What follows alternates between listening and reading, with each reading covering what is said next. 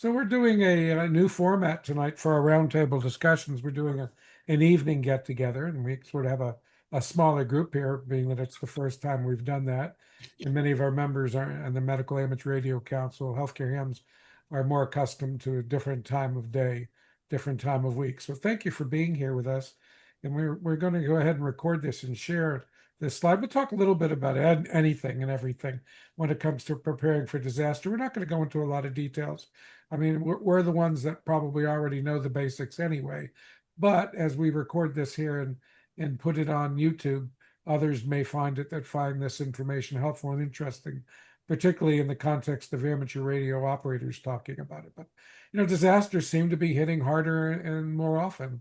Over the decades, they're certainly becoming more billion-dollar events and climate disasters. We've got more populated people along areas that are very susceptible to disasters. That, as we had talked about here, with Bob having lived in Southern California and Gary being in Utah, these are areas that are prone to earthquakes, and you've got to be prepared. And when one happens now, you're in populated areas often that are affected, and those are billion-dollar events, multi-billion-dollar events. And the same here, Bob. You moved to Florida, now Bob Smith. Now you're dealing with hurricanes. And the same for me, and even Mike up in the Panhandle gets hit pretty heavy by hurricanes. So I'm not sure, Stuart, what you get up in Chicago, but I'm sure there's plenty of tornadoes and other things that come through the areas.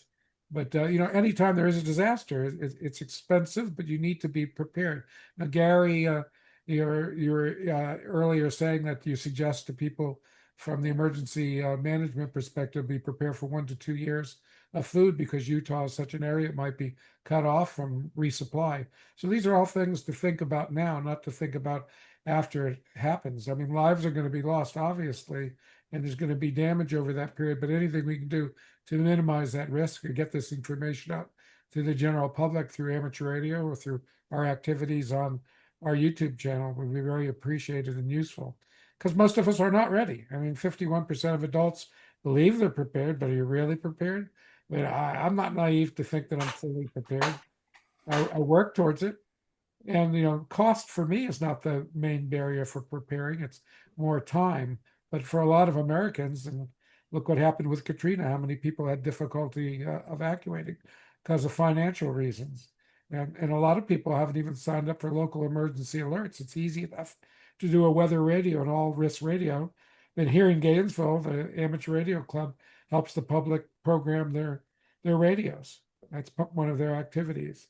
So regional, getting together with your neighbors and making plans, what should happen, it's only 12% of people claim that. So assembling supplies is a start, but you really have to have a real plan, which means alerts and evacuation route and neighbors who look after one another. 3 steps to get ready is to get informed, know which kinds of hazards you're likely to have, get those local alerts and warnings, have a way of obtaining that, learn your community's evacuation zones and routes. Here in Hawthorne, Florida, which we used to have a 2-lane country road that was live oak covered, it was a typical country road because of hurricanes. It's one of the only east-west corridors, and they made it a 4-lane highway all the way to the ocean, even though we're about 60 miles from the ocean. It goes from the Atlantic to Gainesville, Florida, strictly for hurricanes. So that's the evacuation routes. I know I've been in California, Bob, Southern California. What's present on any beach, Bob, in Southern California? Bob Smith. Unmute, please. I was going to say sand. Yeah, sand. Well, what kind of signage do they have on the beach in Southern California? There are signs about tsunami warnings on which way to go. But I think those were more in Northern California that I recall, not Southern California. Okay, I'm sure it's probably all the way up to Seattle. When I was we had a markup meeting in Redondo Beach, and I remember the signs there. So yeah, it gets even to the south. But I mean, historically, wasn't it the 1600s? They had some crazy Oregon tsunami that they found evidence of it. And if that happened today, Seattle and Oregon, the entire coast would be inundated. There'd be lots of deaths. Are you aware of that historical tsunami? I'm not aware of that. I know that there are often tsunami warnings in Mexico, though, for some reason, Mexico seems to be more likely to get those kinds of problems, from my understanding. But I've never seen a tsunami, so I was never there with a tsunami. So, yeah. And I don't know about a historic one. That's an interesting piece of Yeah, information. see if you can find information about that one on the internet. I believe it was in the 1660s, and they found it subsequently through research. Somebody actually went in to look at the damage, and there were traces of it. And that's it's something to be aware of. But you have to have that plan, your alerts, out of town contacts, and amateur radio. We're lucky, but in amateur radio, plans to be supportive, and many of you already have done those things. I know that that Bob in North Carolina has done that actively. I believe Bob, you even traveled after Katrina to do some support. So have a kit ready, not just food. For us, we need to also have portable radio equipment that's appropriate, and we need to do training, FEMA training if appropriate. Now it's gotten a lot more formal through the years, but certainly wireless emergency alerts are present, text-based alerts straight to any capable phone. That's available now. The alert system over TV and radio by public officials and NOAA weather radios, as we talked about the Gainesville Club programming those for the general public. It's easy enough to buy one. We've been having severe thunderstorm with hail warnings over the last 2 days, and it's been going off nonstop. So plan before you're apart. So your household needs to know you may not all be together when a disaster strikes, and be prepared to be aware of that, where you would seek shelter, because everybody in the family may have different places to seek shelter. Your evacuation routes, how will you reconnect? So we're going to talk about mesh radios today, or a little bit about mesh radios. And there's also Meshtastic, which is a public mesh radio, non-licensed, I should say, radio, where you can send text messages without the internet. And they're very inexpensive. And these are things that I think college students and high school students would be very interested in. And if you can get them involved in the technology, then the next step up is amateur radio, because we also have the same services that are amateur radio based. And we'll talk about the differences and contrasts with that. But pack for several days on your own. And of course, when you're at home, pack for even longer if you happen to be locked into the house for a long time without accessibility. And there's a list here for those of you that are looking at the screen of what you might put into that pack, of what you'd be prepared for. And obviously, depending upon the age of the children in your family and in your pets, you need to be prepared for them too. So do you evacuate, or you shelter in place? I mean, if you're told to leave, follow the evacuation zone en route before the threat, and leave early. Don't wait. Don't forget your medications. Never drive through flooded roads or around barricades. I mean, my wife said she didn't lose her life, but she's got stuck. It doesn't take much water. What do they say? 12 inches of a heavy rain could take your car away if the water's running quickly. And shelter and know when to stay. There's times when you do not evacuate. If you're in a tornado wind, and this is something that's often talked about on television, so it's not so much of a secret or difficult to know. But wind and water, hurricanes, floods, tornadoes, these all have different disaster scenarios and different ways of preparing. Some you can, the hurricane, tornadoes, maybe not. Depends upon the warnings that you get. Has anybody ever been in a tornado that's here on the group? No one? Yes. Tell us about it, Gary. Not much fun. It was back in the mid 70s, and I was living in Kentucky, and we had some tornadoes come through Louisville, Kentucky, that downed most of the trees in some big public parks, and the parks there have a lot of trees. So created a lot of firewood and killed a number of people. I've been right in front of a tornado. In fact, it was a little odd because it was coming right at us. The tail split in two, went around us, and rejoined back on the other side. That sounds like divine intervention. Yep, For that's you. what it felt like. I know I was in one, but I think it might have been at treetop level when it came over my house, took down a tree right onto the house actually, but we were fine. But just the freight train sound and the pressure differences that you could feel, it was scary. But I'm sure nothing like what happens out in the Midwest Here in Florida, they tend to be a lot milder. Yeah. But that's something you may or may not be prepared for. I mean, obviously it was the sound and the pressure difference, but it was just a, thunder and lightning storm, I guess. I don't remember all the details. It was in the middle of the night. Certainly tornado prone areas tend to have more preparedness, more warning systems for that. So fire, earth, and outages. We look at the wildfires in California. You'd have to know your way out of the neighborhood, and you'd have to leave early. Be prepared with masks. What a disaster that was in California. Earthquakes also susceptible in California, Utah, other areas of the world, the country. Look at Alaska's had severe earthquakes, even tsunamis up in Alaska. I think in the 1950s. Trying to remember the exact dates. It wasn't during my lifetime. Power outages. You got to keep chargers and battery backups ready if you're ham radio operator and you plan on doing some operating. You have a generator ready with fuel ready to go. Have charged up lipos.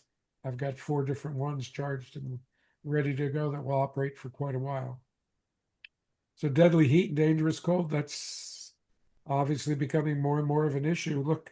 Look at today's weather forecast for International Falls, Minnesota. We're talking about 100 degrees tomorrow, I believe. Called for. I don't know if that was heat risk or actual 100. That was on the news tonight. Anybody hear that? Anybody else hear about the heat? What about you, Stuart, in Chicago? How have you had any problem with heat this summer? We've had multiple days with the temperature in the 90s, and we've already broken the record. Illinois now has more tornadoes than any other state, and that's as of the end of June. And of course, there could still be more tornadoes coming. Here on my own property in Lake County, Illinois, we've had 2 tornadoes in the past 3 years. And prior to that, I had never been anywhere near a tornado. Both of the tornadoes that we had here at my location were F0. The wind speeds were such that they would bring down trees and maybe damage some property, but generally would not damage a well-built home or other elements of critical infrastructure. When we had the tornado, we did get warning. We had a few minutes warning each time. It came through on the cell phone, and it was also, you could hear about it on the NOAA weather radio or WGN AM radio, which has excellent weather stuff. And in my opinion, the best warning, the most thorough and the earliest and the most focused was the one on WGN radio, although the NOAA weather radio was not a lot behind. Couple of things to keep in mind. If you have a handheld NOAA weather radio, and you have to go down in the basement to be safe for a tornado, you need to make sure that your weather radio will still work down there in the basement. Here in my basement, it's a little bit borderline. It depends where I am in the basement. So you need to think about that as well. Back to you, Jay. That's a good point. Thank you. Comment. Bring that up. Go ahead. Comment. Yeah, Jay, we've had 23 tornadoes in Pennsylvania since June the 6th. Is that something different, Keith? We frequently get tornadoes, but I think it's been a busy time here in the last month with the tornadoes we've had. The highest one was an EF2. We've had 17 EF1s. We've also had some damage, but the biggest tornado took place a number of years ago. I think in the 80s. We had an EF5 that went from Western Pennsylvania all the way across and didn't leave up until it crossed the Susquehanna River near Lewisburg and wiped out a widespread area and had some deaths in a camping area. along the river. So Now, we've had you're in central Pennsylvania, is that correct? yeah, that would have been in central Pennsylvania. That was, I think, in 1985, I believe. I don't remember the year for sure. We've also had our deal with floods, uh, for which the Army Corps of Engineers built a dike levee system in Lock Haven because in 1972, Hurricane Ignis wiped out Piper Aircraft, Hammermill Paper Company. I think on a per capita basis, we probably had a higher per capita basis loss than Wilkes-Barre Scranton did that time. But that was the end of Piper Aircraft in Lock Haven. Mm, interesting. I didn't know that. Yeah, they buried a bunch of what do you call them? I think Pawnee, the one that does the spraying. They buried about 50 of those because the FAA would not let them even use a knob off of those planes. Mm. Well, thank you for coming on board and giving us a Pennsylvania perspective as to whether or not these fluctuations in weather patterns are natural or not. Doesn't matter. The point is that you have to watch the trends and be prepared no matter what the cause is. And you know your area well now, so you can expect the what used to be the unexpected. But for some of us, it will be unexpected.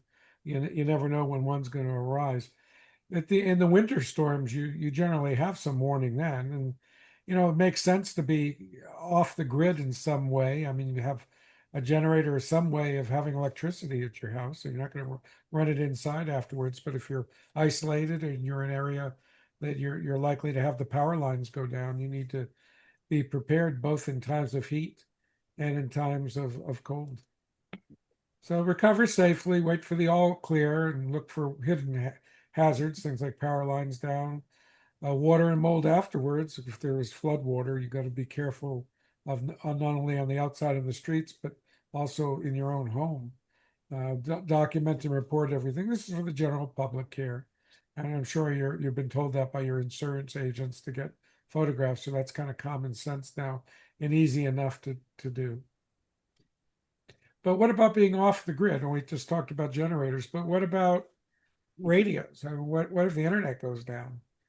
We know that does happen, and it happens in major disasters. I think Bob, you were going to tell us a little bit about what happened in California in 1994. Bob Smith. Yeah. I'm sorry, I'm having power surges here all day since a lightning storm came through earlier. So it bounced me off and cut my internet. And I'm back on now, I hope. Yeah, well, 1992 was the riots, the Rodney King riots, I think, were sort of famous. And that created, there was an event in South Central Los Angeles, but that created a lot of difficulty. There were buildings being burned. There was rioting in multiple parts of the city. And the end result of all of that, and it really sounds like, I mean, it's not like a natural disaster, but it's a civic disaster. And the civic disaster led to the mayor telling everybody they could go home from work at 2 o'clock in the afternoon. Kids, I mean, there was just a total mess. And the traffic became a total lockdown, a total problem. And it became difficulty for people to reach one another. And there was a lot of, passing on information going on there. Not unlike not unlike folks did with the Mars stations for those of us in the Navy out to sea, that we could get a message home. So there was a lot of message passing that went on during that one. The Northridge quake was entirely different because just working with 2 meters, it was amazing how challenging it was for the people who were at ground zero to get out any information to anyone anywhere else. So literally, I was in Orange County at the time. Northridge was in the northern part of Los Angeles County. And on my 2 meter, I could pick up people calling for help who weren't getting an answer.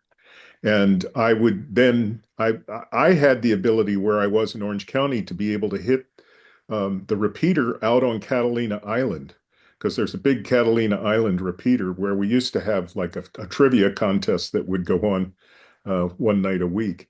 And so they were having trouble hitting even that from where they were in Northridge, couldn't hit the Catalina, but for some reason, several of us in Orange County could pick up this information and then transmit that to the authorities in Orange County.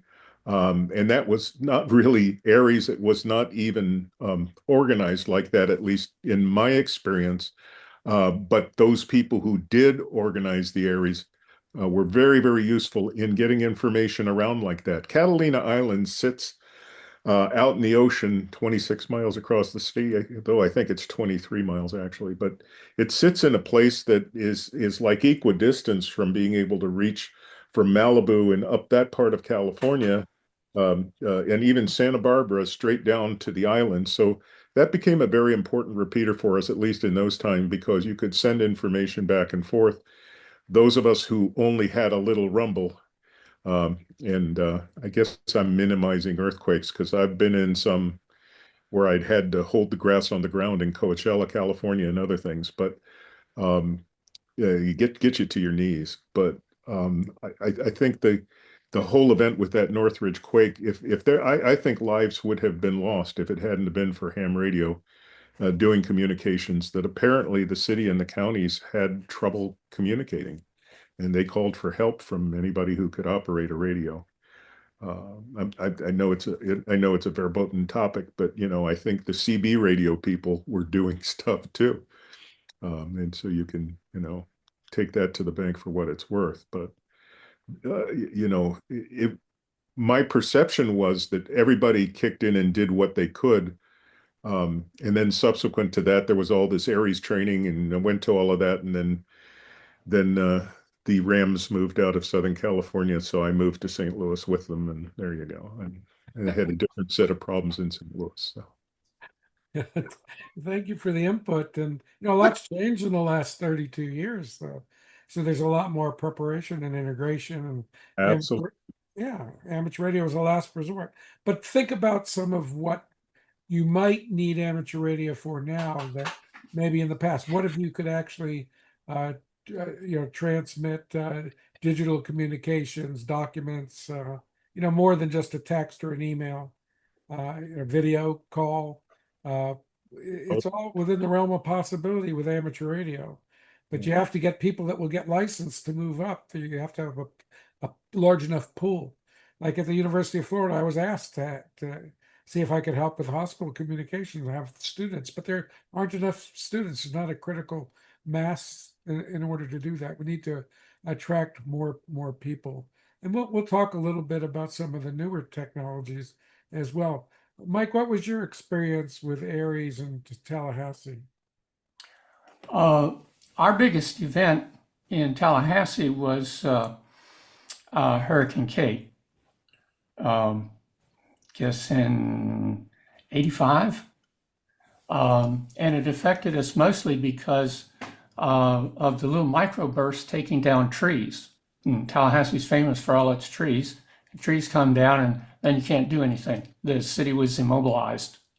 And that was our big issue, is trying to get roads open for emergency responders to be able to get down the road, to get people who have medical emergencies or fire emergencies. And then, of course, the usual, when Michael went through, it didn't affect us directly, but we did handle communications through ARES into and out of the affected counties. And there was a time when amateur radio was the only link to any of the civil authorities in several of the counties. And it was 2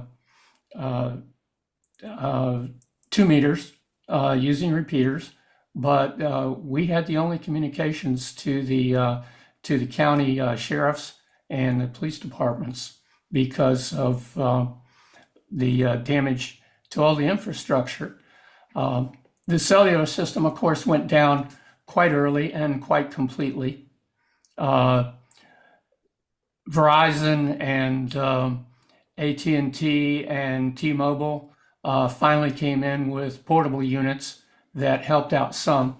But even in Tallahassee, we had cellular failures. Where I live, we lost cell communications for 2.5 days, and it was directly due to the loss of power. So the cell companies haven't done what they're supposed to do with backup power, and frankly, I don't know that any of their facilities are equipped for more than several days of emergency power. So that's been our experience. I pay attention because of I live in a community of 650 elderly people who can't fend for themselves very well. And so we need to have immediate access to county and state emergency assistance. We are starting to experiment with WinLink, for instance, but I'm pretty skeptical, and some of you folks may have a response to this. There's so many little variables that can mess up a WinLink communication that I don't think it's particularly durable under emergency circumstances. For instance, you've got a power computer usually, and even my little laptops suck out a fair amount of power. And I just don't think it's a particularly efficient way to do it. Certainly in a mass casualty situation, if you had a large number of people coming into our 2 large regional hospitals, it would be wonderful to be able to pass digital traffic from the hospital to the various offices of the first responders. But I don't think we're there yet, and I'm not sure if any of y'all have that kind of capability in your locations. I'd be interested to hear about it. Back to you, Jay. Yeah, actually, I think I'd like to. Gary, I know you're in Ghana right now. It's like after midnight. You haven't turned into a pumpkin yet, but I know that you've mentioned to me some of the systems that are in use in Utah, and I actually have an email into the individual, and so hopefully I'll hear back soon. But Gary, Utah, tell us a little bit about your connected systems that you have. They're the ones that you're aware of. Well, we have now agreements with the major hospital groups there. And we did a proof of concept during what we call the Great American Shakeout. It's a test of communication systems and that for earthquakes. And we put some Arden mesh systems on top of some of the hospitals and poison control in various places. And we were able to make connection with them. And the emergency manager for Intermountain Medical Center, one of the big ones in the middle of the valley, was totally blown away that using that system, we could dial up on a phone, not using a phone number, it's using the IP address, but you dial up on the phone, and she was talking to other facilities. It is now set up where IHC has bought into it fully, and they're putting mesh antennas with our help on top of a number of their hospitals to link them up to send big data files if need be. And they're also have agreements with Salt Lake County ARES, and a number of members have security pass cards to get into the control center, the radio room for the hospital, because they also have ham radio set up in there. And then Salt Lake County Emergency Management, when they built their new EOC, they realized fairly quickly that in an emergency, traditional communications is going down fast. So they have 4 ham radio stations, and they're looking at putting mesh networking in so they could keep in contact in other areas. Southern Utah now has just about all of southern up into central Utah connected with mesh systems that can be activated fairly quickly. And they've already done proof of concept. I was involved in the Great Shakeout where we did that, and I have some video of us putting the system into IHC on their big hospital and some video talking. My still camera does regular pictures and video. So I've got some video of that, and they were blown away that if all things go down, we can still communicate. And we set up radio stations at the hospitals and a number of facilities, and we're able to keep communications going. But they're working with that. There's a number of mesh antennas that were pulled out of service and have come up fairly inexpensive in the Utah area, and people have been buying those up and reflashing them for Arden and connecting them up. And it's actually working very well. So we can get video, we can get voice, we can send big data files, streaming files, but they have to have ham radio operators because the frequencies allocated for that are ham radio frequencies. So they've really bought in and worked with Salt Lake County ARES, both with the county and the major hospital organizations, to put that into place so that they can keep running even if we have a major disaster. Thank you. And we'll talk a little bit Comment. about off-grid mesh. Go ahead, Keith.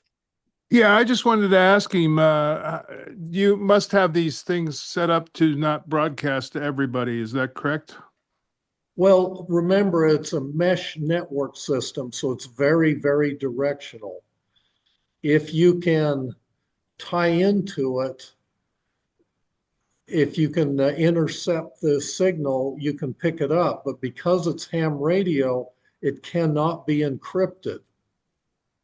That's strictly forbidden with ham radio. But they're very directional. One dish antenna pointing at another dish antenna. It's not something that's omnidirectional that you can just open up your radio and listen to. If you're not in the stream, you won't pick it up. Depending on the frequencies you use and the antennas you use. So it's not guaranteed to, it's not encrypted, but for now practicality, it's not going to be a high used link. We'll talk about that a little bit, Keith, because when we look about off-grid mesh, we're talking about interconnected radios and repeaters and transmissions that can be spread out over an area like a spider web. But the Meshtastic is a non-licensed, a license-free area on 900 megahertz, where individuals can use this equipment in very inexpensive radios, like $20, $30, $60, and anybody can use it. There's no license, there's no exams, and you can quite easily get on it, but it's less than a watt. But you can't encrypt there.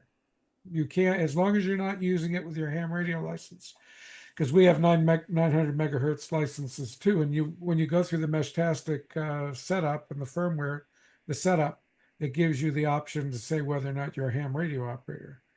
But if you do your GPS position, so it's a good way to get young people involved because here they are, they've got a way to send messages to each other. It's something fun and interesting. They can even encrypt and play with it. But if they want to make that next step, then to amateur radio, it's a natural progression to do so. I mean, you tell somebody they can use 300 milliwatts or 500 milliwatts on mesh, and then if they want to get their amateur radio license, they can use 1.5 kilowatts, 1500 watts on 900 megahertz. But of course, the Arden speed mesh, the high speed IP mesh related on the amateur radio bands, is not limited to 900 megahertz. So we can't use encryption, but you've got a lot of different frequencies you can use. So I imagine, Gary, when you're talking about the directionality, some of these higher frequencies in the gigahertz areas, the 2.4 or the 5.8, can be more point to point. Is that what you're sort of alluding to, Gary? Yeah, they're very point to point because you're using a dish system. So when it's sending it out, it sends it very directional. And so you have to line it up with another antenna.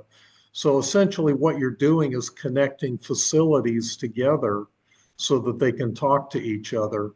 And the other interesting thing is if you have, say, one hospital that has antennas going two different directions and another hospital only connects with them, you can interconnect and tie into another hospital through another mesh system.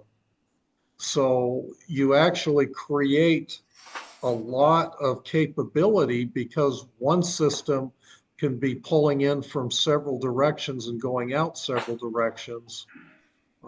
And other facilities can tie into that and then maybe tie into a hospital that is not directly connected to them, but they're connecting through that one central hub. I see. It can be well designed with Yep. thought, with good thought. I mean, obviously, we're not talking about patient care. We're not talking about anything that could be a HIPAA violation. Yeah. But No. still facility services, you've got to be able to support the doctors that do the work. And you certainly can move some of the required items or talk about the resources. That's not part of a HIPAA environment. Correct. And that's part of what it is. If one hospital isn't being hit hard and another is being hit really hard, then the one that's not being hit hard can reallocate personnel and supplies to the one that is. And that's part of the thing. Now, I have more experience with that because I sat on the committee that designed Utah's flu pandemic protocols, and a lot of the states in the union use our protocol. It took 4 years to develop that. And part of it is allocation of resources. If one hospital is overwhelmed with influenza and they're running short on staff, which we found out in Australia, that was their biggest dilemma, is 1/3 of their staff would be out with the flu at any given time. So we have a reciprocal agreement with all of the hospital organizations to loan not only material, but personnel without having to go through credentialing in order to keep the busy hospitals functioning fully.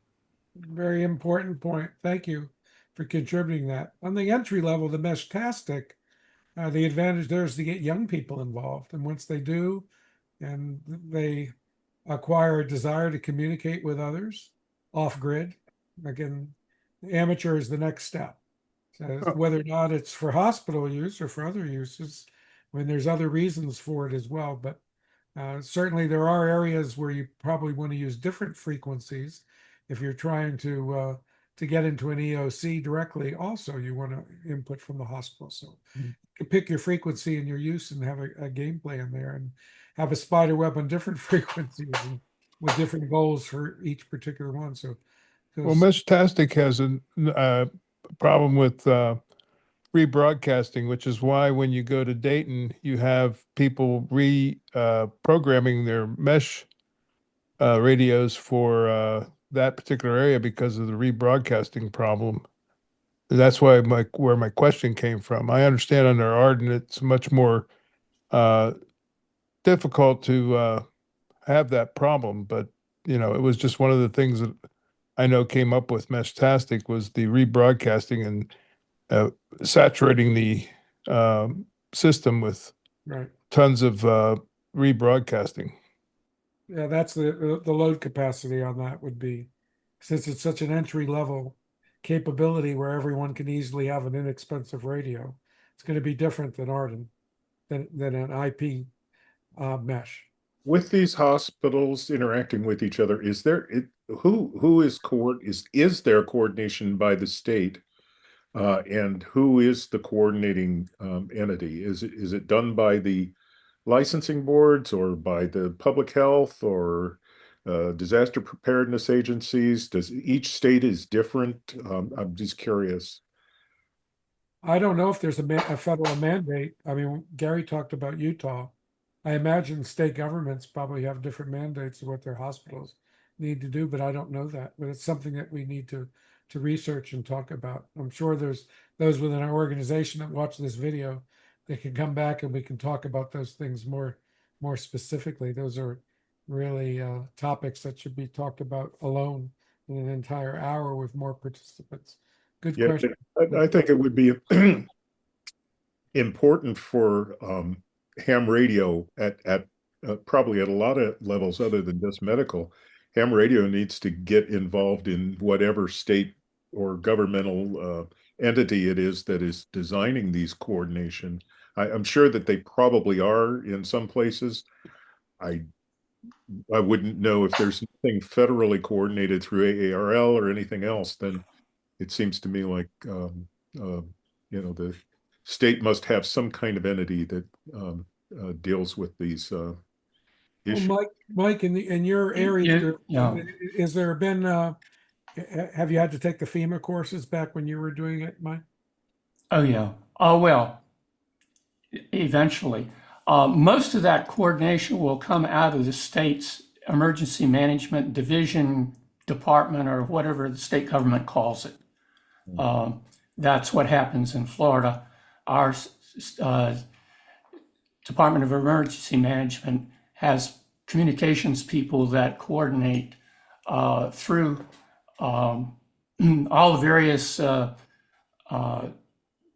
internet carriers, cellular systems, and also amateur radio. We have direct liaison with them, and also their share system they coordinate. So that's usually how the communication is coordinated.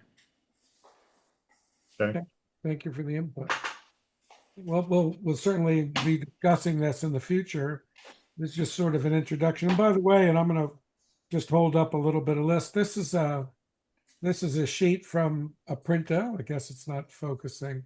A printout from the ether. And what this is a list of amateur radio operators in Marco who were packeteers who did packet radio. This is back in 1988. So, I mean, there's certainly the potential for this to become something that Marco members are engaged with. But I think the problem we're dealing with now, life is so complicated and people have so many involvements with families and churches, this age group where all these requirements to get through life sort of weigh you heavily on your shoulders. And this volunteer time for amateur radio doesn't seem to be as much. There's also a book by in the ARL called Digital Networking that's available. So this might be something we can review for the ether and write a book review on it. This one I just went ahead and purchased, and it goes through Arden, Ham1, which I'm not familiar with, and mesh networks in general. And it talks about the security, and it goes through quite a bit of detail. I haven't read it yet, just got it. So if somebody else would like to volunteer to also purchase this book and help me go through it and write articles about it, I'd be thrilled. I'll try to get to it with some of my time that's available. Everybody's here is busy. Those of us that are giving of our time have a problem in that it's not a problem, but I think it's the challenges. There's only so many minutes in the day, and we're giving in so many ways that when you're a volunteer, you tend to be an excellent volunteer, and you get asked by others to be excellent volunteers. So I do appreciate all of you that do the volunteerism in Marco in your own communities. Thank you. But head to head, looking at the two things, the Meshtastic is license free, 915 megahertz. It's LoRa spread spectrum, gives you the throughput, how slow it is. I mean, the maximum is 27 kilobits per second, only 2 to 15 kilometers line of sight. It's a managed flood, so it's hop limited. As Keith was saying, as you get in there and starts to get out of your area, you overwhelm the system. You have to set it for how many hops that you want to be involved in. You can set that in the software. And it's pretty much just GPS and text. And it's low power. I mean, 0.1 watt to 1 watt. The advantage is cost. $20 to $60. It's usually omnidirectional, which is the Arden, the amateur radio license is required. But look at the choices. You've got 4 different frequency ranges, 900 megahertz, 2.4, 3.4, 5.8. And as Gary mentioned, a lot of this secondary equipment's now available to buy inexpensively. And I believe Arden helps with that as well.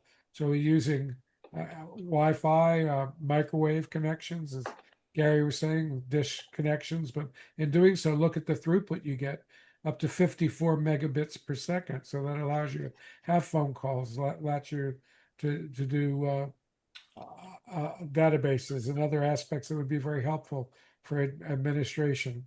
And if you're located high enough, your loss of signal can be up to 80 kilometers directional. Now on Meshtastic, I was in Orlando last weekend, and I was staying in Kissimmee actually, and my hotel room was on the 7th floor, and it was facing east. And I put a Meshtastic transceiver up in my window, and I had nodes all the way to Cape Canaveral. I had up and down the East Coast coming to me, even though it was 45 miles away. So we're talking like what, 70 kilometers. It was quite a distance. The problem is people weren't really communicating with each other. You would see that they were on there, but it wasn't conversational, even text wise. With these little radios, generally what you do is you run the app on your phone. Of course, you don't have to be on the internet at your time. It's Bluetooth, so that you can use the texting on the phone, and then it sends it out over the radio. So that's a little different. If you get some that have built-in keyboards, just becomes more expensive, but they're not necessarily easier to use than the app on the cell phone. But it was gratifying to see that potentially, if you had a high enough location, or for example, if I wanted to do this at the University of Florida, where there's 11-story buildings and we don't have a lot of hills and mountains, you could cover all of campus with students. So that would be a good way to get people interested. Arden, it's a full TCP/IP voice over internet protocol, so video is possible now. Video and phones. Costs, it's not astronomical. It's just probably getting that technical expertise and getting the approval to be everywhere you need to be to have line of sight connections. And Gary, I imagine in Utah, a lot of work went on between different organizations and hospital institutions and the government to get that up and going. There must have been a lot of man hours in setting that up. A fair amount of man hours, but once we had proof of concept, it went fairly fast because all of a sudden they realized it would fill a niche that they had no capability to fill. And hopefully the man hour aspect can be assisted by the experience in Utah. We get the right people to talk to, and then we can, just like I was talking about the University of Florida Meshtastic, making that a system for a university for students. The same could be done for hospitals under Marco's leadership without reinventing the wheel in every state. I have a question for Gary. Yeah. You're muted right now, Mike. You got muted, Mike. Mike, you're muted. Oops. That's okay. Go ahead. Gary, the antennas for the mesh network, are they highly directional, and how do you armor them so that they're not subject to wind damage? Wind damage hasn't been a real problem, although potentially it could be. A lot of that is the mounting capability. And we mount them on fairly good structure. And on the hospitals, they'll be permanently mounted, so they'll be solid. And they are highly directional. So if you're a few degrees off either way, you're not going to pick up the signal. So we'll use compasses to align them with the other facilities. Thank you. Thank you, both of you. Excellent questions and points. So the strengths of having the Meshtastic is that license-free ability, hand nodes to anyone really, 2 to 15 kilometers per hop. There are people that have repeaters as well, so the links can exceed 100 kilometers with altitude. Encrypted channels are available for private messaging. That's probably why it would be attractive to students, and it's only $20 to $60. Those are some of the brands here. The trade-offs, of course, is you don't have the throughput. It's basically just text, no IP, no telemetry. It's the managed flood routing aids airtime as the mesh grows. You can limit how many hops you're going to have, and the duty cycle airtime limits cap busy networks, and there's no voice, web, or video services. So it's not going to really work in a hospital environment other than to help attract people to amateur radio, since amateur radio is needed for the Arden approach. So this is an example of student-run mesh, the ideas that we had just talked about, that I had just talked about, why it'd be attractive and why I'd consider doing it here at UF and actually giving out the radios in order to get people interested, students interested. And then Art in the high-speed amateur mesh, the strengths are the 54 megabits per second, which can carry VoIP, video, WinLink, and cameras. And directional links, line of sight, as Gary just mentioned. So Gary, imagine if you're on top of two hospitals and you've got line of sight. I mean, your line of sight is at an elevation that people aren't likely to be intercepting it. That's the whole point of it being line of sight. Yeah, there's no chance that somebody's going to intercept very easily because these hospitals are fairly tall and we put them on the tallest point on the roof. Yeah, I think that's a very good point. I'd stop short of anything that would be HIPAA, make sure it's HIPAA compliant because of the amount of fines that are involved and the importance of privacy. You don't want hospitals to be exposed to that. The trade-offs becomes you need a licensed operator and you need a call sign. We've got to get people trained. Part 97 forbids encryption, obviously. We spoke about that. The microlinks need line of sight and aimed antennas. So it's hospitals. If you work together, that's quite possible, but you're not going to be wanting to do that in a residence. You're not going to have very much luck getting any kind of a long distance there. Even though those have towers, you've got to get that directionality to it. And of course, the power and the higher draw per node. So you have to have the ability to power the system in an emergency as well.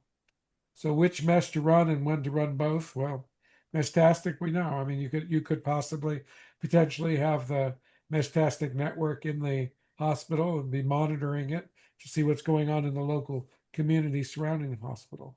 If you had enough volunteers present, and then you could move up the line, run both together, or just go with Arden and not even worry about Meshtastic. They're different tools. And the hospitals, of course, need layered, redundant communication. So ham radio is sort of the last of the layers here. You know, the cell towers may overload or lose power, and landlines and VoIP circuits go down. So internet and health-related access drops, and the patient surge peaks at the worst moments. So CMS emergency preparedness role or primary and alternate means. You need to have both. You need to communicate when systems fail. So you need to document, train, and test the plan. So hospitals have a reason to involve us and to involve what we might have to offer. And the PACE answer is primary, alternate, contingency, emergency, and each layer in a different medium. No layer depends on an impacted system. You trigger the next layer. So where does amateur radio fall in that? The 4 layers of communication, amateur radio, of course, in that emergency area, ARES and RACES. Of course, they also have satellite phones and Starlink available. Mike's familiar with Starlink. Of course, during a hurricane, Starlink isn't going to be up and running because you're not going to have access to the satellite data during that kind of weather. Runners with written notes, so you're not going to do that during a hurricane. So amateur radio can have a very important part, but there's certainly primary, alternate, and contingency plans as well that fall below the need for amateur radio, but it's still a vibrant and vital part of any plan. So a hospital radio toolkit and data in mesh should be part of it. We should be prepared. Amateur radio should be part of it as well. ARES, RACES, volunteers. And we have a lot more people who can use a 2-meter radio easily and be involved with getting the information we need to the hospital. So we need to coordinate across the system and drill it. As Gary said, you have to have proof of concept. Once you have proof of concept, you need to have practice. Everybody needs to be available and understand what their duties are to do in emergency. And the generators and UPS power are important. Trained operators with radio watch roles, license and maintain the hospital amateur radio station, and test each part. You need to have emergency situation training. Work with the local EOC as well. So get ready today for this. You know, put your kit. We just talked about that. Preparing costs little. And certainly when you have a hospital involved or multiple hospitals, that's something that has to be dedicated and takes a lot of time. So that can be costly for the institution. And I guess that's where we're at for today. We stopped. Can I say one other thing there, Jay? Yeah, please do, Gary. Go ahead. And this is a live example of how we stepped in 2011. We had a major windstorm come through Utah, particularly Davis County, north of where I live. And their 911 system and cell phone system was so overloaded, they shut down. Their police and fire radio systems were so overloaded, they shut down. So they called in Davis County ARES, who set up stations around the Davis County, and they'd use runners, and then the radio operators would pass traffic. So it might be something simple like that where you don't lose infrastructure, but it is so overloaded with communications, the system shuts down. Good point, especially with cell towers. You only have so much capacity. Yep. And when you reach capacity, I've been in some rural areas where there were a lot of people there for a weekend, and your cell phone was virtually worthless because there was too much traffic. I imagine that happens at Florida State football games, Mike. Yes. Yeah, I have to use text off of my Apple Watch through the satellites. Yeah. I have a question for Gary. Yes. Is your system at Utah described in any of the recent QST magazines, or where could I find articles describing it? I don't think they are. It's just local. And I've given Jay the contact to the head of Salt Lake County ARES that is working with the hospitals to put that system in. And like I say, the main big hospital has bought into it completely, and they're putting the infrastructure in so they can communicate between hospitals.